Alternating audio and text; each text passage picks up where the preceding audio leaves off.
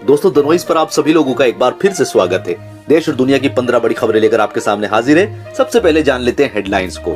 Private passenger ट्रेनों के बाद सरकार अब इन सरकारी गाड़ियों को भी करने जा रही है प्राइवेट। पूरी जानकारी आगे विस्तार से बताएंगे। सरकार ने सिनेमाघरों को खोलने का दिया आदेश। अब इस दिन से आप जा सकेंगे सिनेमाघर। अगली खबर, एसबीआई ने की बड़ी घोषणा। अब आप कमा सकते हैं एसबीआई से 1 लाख रुपए महीने। बस आपके पास होना चाहिए ये डॉक्यूमेंट्स। पूरी जानकारी आगे विस्तार से बताएंगे। अगली बड़ी अपडेट मास्क को लेकर है। मास्क लगाने पर हुआ बड़ा खुलासा। लोगों को आ रही है ये समस्या। अगली खबर, इस राज्य में 15 अक्टूबर से खुलेंगे स्कूल, लेकिन अभिभावकों ने किया ये फैसला। अगली खबर, सरकारी गोदाम में सड़ गया 1600 टन अनाज। जहां लॉकडाउन में गरीब अनाज की वजह से था परेशान, वहीं गोदाम में अनाज सड़ने पर सरकार पर उठाए ये सवाल। अगली खबर, दिल्ली से हरियाणा के लिए अब बस सेवा होगी शुरू। इस हफ्ते विभाग लेगा बड़ा फैसला। अगली खबर, बिहार चुनाव में सीट बंटवारे पर हुआ फैसला। अब इतनी सीटों पर लड़ेगी बीजेपी चुनाव। साथ में ही शिवसेना ने भी किया बड़ा ऐलान। अगली खबर, हाथरस केस पर सुप्रीम कोर्ट ने लिया बड़ा फैसला। कोर्ट ने केस को बताया भयानक। योगी सरकार पर छाए संकट के बादल। अगली खबर, कृषि कानून पर किसानों का भयंकर आंदोलन। अब ट्रेन और हाईवे को किया जाम। साथ में ही केंद्र सरकार को दी ये चेतावनी। इसी के साथ जानेंगे अगले 24 घंटे में कैसा होगा मौसम का मिजाज। दोस्तों इन सभी काम की खबरों की A to Z जानकारी आपको इस वीडियो में मिलने वाली है। और अगर आप भी डेली मुद्दों से रिलेटेड वीडियो देखना पसंद करते हैं तो वीडियो को एक लाइक जरूर कर दें। आइए दोस्तों बढ़ते अपनी पहली खबर की तरफ। सरकारी पैसेंजर ट्रेनों के प्राइवेट करने के बाद अब सरकार मालगाड़ियों पर भी ले रही है बड़ा फैसला। प्राइवेट पैसेंजर के बाद अब सरकार निजी मालगाड़ी ट्रेनों को चलाने की योजना बना रही है। दरअसल सरकार मालगाड़ी ट्रेनों की गतिविधियां तेज करना चाहती है ताकि रेलवे की ज्यादा से ज्यादा कमाई हो सके। रेलवे का लक्ष्य अगले 5 सालों में 200 करोड़ टन माल लोड करने का है। इसलिए सरकार उसमें निजी कंपनियों को शामिल करना चाहती है। तो दोस्तों आपको अब आने वाले समय में प्राइवेट पैसेंजरों के साथ साथ प्राइवेट मालगाड़ियां भी देखने को मिलने वाली है। दोस्तों सरकार के इस प्राइवेटाइजेशन के फैसले को आप किस नजरिए से देखते हैं, कमेंट करके जरूर बताएं। दोस्तों अगली खबर जो है वो सिनेमाघरों को खोलने को लेकर है। कोरोना वायरस महामारी के चलते पिछले 7 महीने से बंद देश के सिनेमाघरों पर अब 15 अक्टूबर से 50% क्षमता के साथ खोलने के आदेश पारित हो गया है। सूचना और प्रसारण मंत्री प्रकाश जावड़ेकर ने मंगलवार को यह जानकारी देते हुए सिनेमाघरों के लिए मानक संचालन प्रक्रिया की घोषणा की है। उन्होंने कहा है कि सिनेमाघरों में 50% लोगों के बैठने की अनुमति होगी। एक कुर्सी छोड़कर बैठने की व्यवस्था की जाएगी। मास्क लगाना अनिवार्य होगा और साथ में ही सैनिटाइजर जरूर अपने पास रखना होगा। दोस्तों अगली अपडेट जो है वो एसबीआई के द्वारा 1 लाख रुपए दिए जाने को लेकर है। अगर आपके पास पीएचडी यानी डॉक्टरेट की डिग्री है तो आप एसबीआई बैंक के ऑफर का फायदा उठा सकते हैं। दरअसल भारतीय स्टेट बैंक ने पीएचडी कर चुके भारतीय नागरिकों से डॉक्टोरल रिसर्च फेलोशिप के आवेदन मांगे हैं। बैंक की ओर से ऑनलाइन आवेदन 18 सितंबर से मांगे गए थे, जो अब भी जारी है। हालांकि अब उसके आवेदन के लिए महज 2 दिन शेष हैं। फेलोशिप में चुने जाने के बाद बैंक द्वारा हर स्कॉलर को स्टाइपेंड के रूप में हर माह 1 लाख रुपए देगा।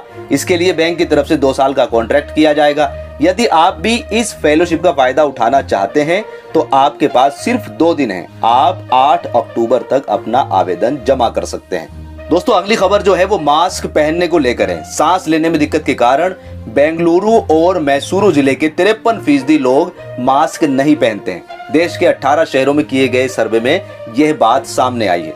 मास्क के इस सर्वे में 94% लोगों ने बताया कि वे मास्क पहनते हैं या मुंह को ढकते हैं। 81% लोगों का मानना है कि मास्क पहनने से खुद के साथ दूसरों को भी संक्रमण से बचाया जा सकता है। लेकिन 53% लोगों ने सांस लेने में परेशानी के कारण मास्क नहीं पहनने की बात मानी है। दोस्तों मास्क पहनने को लेकर आपके क्या विचार हैं, कमेंट करके जरूर बताएं। दोस्तों अगली खबर जो है वो स्कूल खोलने को लेकर है। केंद्र सरकार ने भले ही शर्तों के साथ 15 अक्टूबर के बाद स्कूल खोलने की अनुमति दे दी है, लेकिन उत्तराखंड में अभी इस पर स्थिति साफ नहीं है। राज्य का शिक्षा विभाग बच्चों की सुरक्षा को प्रथम मानते हुए यह साफ कर चुका है कि जमीनी हकीकत के पड़ताल के बाद ही स्कूल खोले जाने पर फैसला लिया जाएगा। शिक्षा मंत्री के निर्देश पर सभी जिलों के डीएम स्कूल खोले जाने की परिस्थितियों पर रिपोर्ट तैयार कर रहे हैं। प्राइवेट स्कूल्स भी अब पेरेंट्स को मैसेज और मेल भेजकर फीडबैक लेने लगे। आपको जानकर आश्चर्य होगा कि 90% पेरेंट्स ने बच्चों को स्कूल भेजने से साफ मना कर दिया है। दोस्तों स्कूल ओपन को लेकर आपके क्या विचार हैं, कमेंट करके जरूर बताएं।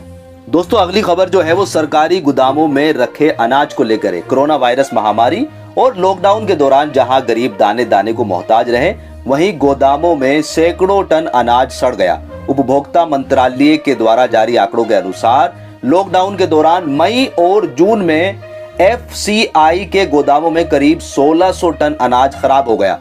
ऐसा तब हुआ जब लॉकडाउन के दौरान भूखमरी से बचने के लिए लाखों की संख्या में प्रवासी मजदूरों ने अपने पैतृक गांव का रुख किया। वाहनों की व्यवस्था न होने पर प्रवासी मजदूर पैदल ही चल दिए थे।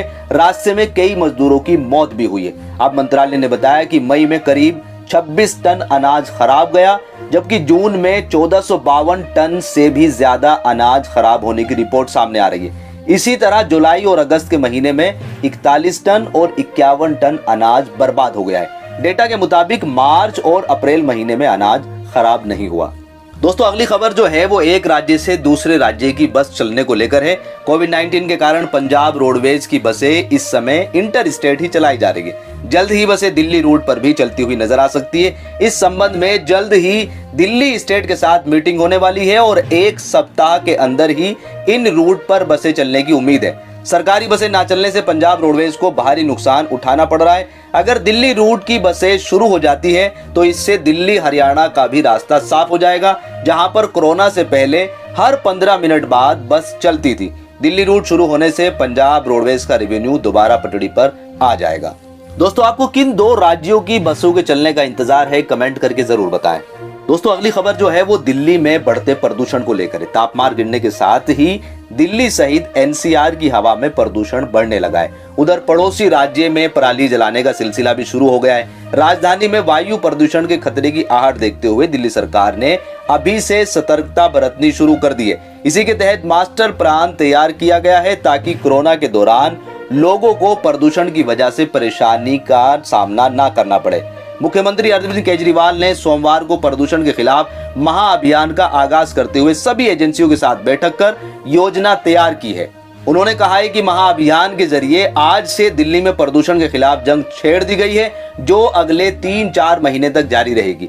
मुख्यमंत्री अरविंद केजरीवाल ने सोमवार को कहा कि पराली जलने से सबसे ज्यादा अधिक प्रदूषण फैलता है। इसकी रोकथाम के लिए करोल बाग स्थित पूसा इंस्टीट्यूट ने एक रासायनिक घोल तैयार किया है। बड़े ही सरल तरीके से इस घोल को पराली पर छिड़क दिया जाए तो पराली खाद में तब्दील हो जाती है। केमिकल के छिड़काव से पूरा डंठल खाद में बन जाता है। वह मंगलवार को पूसा इंस्टीट्यूट जाकर खुद इसका परीक्षण देखेंगे। इसके बाद इस घोल का छिड़काव शुरू कर दिया जाएगा।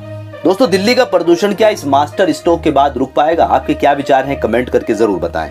दोस्तों अगली खबर जो है वो बिहार इलेक्शन में सीट बंटवारे को लेकर है। बिहार विधानसभा चुनाव के लिए NDA के बीच में मंगलवार को सीटों का बंटवारा हो गया। राज्य में बीजेपी 121 सीटों पर चुनाव लड़ेगी, तो वहीं JDU के हिस्से में 122 सीटें आई है। जीतन राम मांझी की हम पार्टी को JDU अपने हिस्से से सीट देगी। सीट बंटवारे का ऐलान पटना स्थित एक होटल में आयोजित प्रेस कॉन्फ्रेंस में मुख्यमंत्री नीतीश कुमार और बीजेपी के वरिष्ठ नेताओं की मौजूदगी में किया गया। JDU ने सोमवार को ही अपने उम्मीदवारों के नामों की घोषणा कर दी और साथ में ही सिंबल देना भी शुरू कर दिया था। वहीं भाजपा आज अपने प्रत्याशियों की लिस्ट जारी करेगी। इसी के साथ शिवसेना सांसद संजय रावत ने कहा कि उनकी पार्टी बिहार में 30 से 40 सीटों पर चुनाव लड़ेगी। राज्यसभा सदस्य ने कहा कि 1-2 दिन में तय होगा कि पार्टी राज्य में कितनी विधानसभा सीटों पर चुनाव लड़ेगी। उन्होंने कहा कि बिहार में हमारे लोग 50 सीटों पर चुनाव लड़ना चाहते हैं। हम कह रहे हैं कि 30 से 40 सीटों पर हमें चुनाव लड़ना चाहिए। इसी बीच बिहार विधानसभा चुनाव में लोक जन पार्टी और भारतीय जनता पार्टी के बीच तल्खी बढ़ गई है। बीजेपी ने लगातार LJP द्वारा प्रचार के लिए प्रधानमंत्री नरेंद्र मोदी की तस्वीर इस्तेमाल करने पर कड़ा एतराज जताया है और चिराग पासवान को अल्टीमेटम दिया है। बीजेपी ने कहा है कि चिराग पासवान की पार्टी LJP प्रधानमंत्री नरेंद्र मोदी के फोटो का इस्तेमाल ना करे। ऐसा ना करने पर बीजेपी ने चुनाव आयोग में शिकायत करने की चेतावनी दी है। बीजेपी का स्पष्ट कहना है कि दोनों पार्टियों का गठबंधन केवल दिल्ली में है। दूसरी तरफ LJP ने कहा है कि प्रधानमंत्री किसी पार्टी के नहीं बल्कि देश के हैं। प्रधानमंत्री नरेंद्र मोदी देश के प्रतीक हैं। LJP की सफाई है कि हम इनका इस्तेमाल नहीं कर रहे, बल्कि हम उनके विचारों को लेकर देश और विदेश में पहुंचा रहे हैं। दोस्तों, बिहार चुनाव में इस वक्त आपको किसका पलड़ा सबसे ज्यादा भारी लग रहा है? कमेंट करके जरूर बताएं। दोस्तों, अगली खबर जो है वो हाथरस केस को लेकर है। हाथरस सामूहिक दुष्कर्म मामले में कल उच्चतम न्यायालय ने जनहित याचिका पर सुनवाई की। सुनवाई के दौरान अदालत ने इस मामले को भयानक बताया। अदालत ने उत्तर प्रदेश सरकार से पूछा कि वह ये बताए कि हाथरस मामले के गवाहों की कैसे सुरक्षा की जा रही है। सरकार का कहना है कि खुफिया इनपुट से मिली जानकारी के अनुसार इस मामले को जाति सांप्रदायिक रंग दिया जा सकता है। इसके अलावा सरकार ने दावा किया कि हाथरस मामले के बहाने राज्य में दंगा फैलाने की साजिश रची गई है। सुनवाई के दौरान शीर्ष अदालत ने यूपी सरकार से गवाहों और परिवार की सुरक्षा, पीड़ित परिवार के पास वकील है या नहीं और इलाहाबाद हाईकोर्ट का स्टेटस क्या है, इन मुद्दों पर हलफनामा दाखिल करने को कहा है। दोस्तों, हाथरस केस को लेकर यूपी सरकार की कार्रवाई पर आपके क्या विचार हैं? कमेंट करके जरूर बताएं। दोस्तों, अगली खबर जो है वो कृषि बिल को लेकर है। कृषि बिलों का विरोध कर रहे किसानों ने पंजाब में रेल रोकने के अलावा नेशनल हाईवे के टोल प्लाजा को घेरते हुए अपने आंदोलन को और तेज करने का ऐलान किया है। आज यहां सैकड़ों किसानों ने लुधियाना चंडीगढ़ टोल प्लाजा पूरी तरह से घेरते हुए कर्मचारियों की तरफ से वाहनों से वसूली को बंद करवा दिया। इस दौरान भारतीय किसान यूनियन एकता के जिला प्रधान बलबीर सिंह ने संबोधन करते हुए कहा कि किसानों का संघर्ष आने वाले दिनों में और तेज किया जाएगा। उन्होंने कहा कि जितनी देर तक केंद्र सरकार खेती बिल वापस लिए जाने का फैसला नहीं लेती, तब तक किसान संघर्ष का रास्ता नहीं छोड़ेंगे। आइए दोस्तों, बढ़ते अपने मौसम समाचार की ओर। अगले 24 घंटे के दौरान पश्चिमी बंगाल, तटीय उड़ीसा, उत्तरी तटीय आंध्र प्रदेश, बिहार के कुछ हिस्सों, असम और अरुणाचल प्रदेश में हल्की से मध्यम बारिश रहेगी।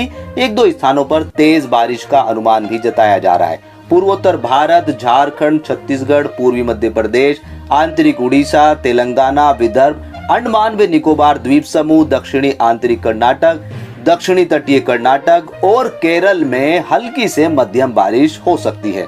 दक्षिणी पूर्वी उत्तर प्रदेश, कोंकण, गोवा और तमिलनाडु में एक दो स्थानों पर हल्की बारिश का अनुमान जताया जा रहा है। उत्तर भारत के पहाड़ी और मैदानी इलाकों में मौसम अधिकांश हिस्सों में साफ और शुष्क बना रहेगा। तो दोस्तों, ये थे आज सुबह के कुछ महत्वपूर्ण समाचार। उम्मीद करते हैं कि वीडियो आपको पसंद आई होगी। वीडियो पसंद आई है तो वीडियो को लाइक और शेयर जरूर कर दें।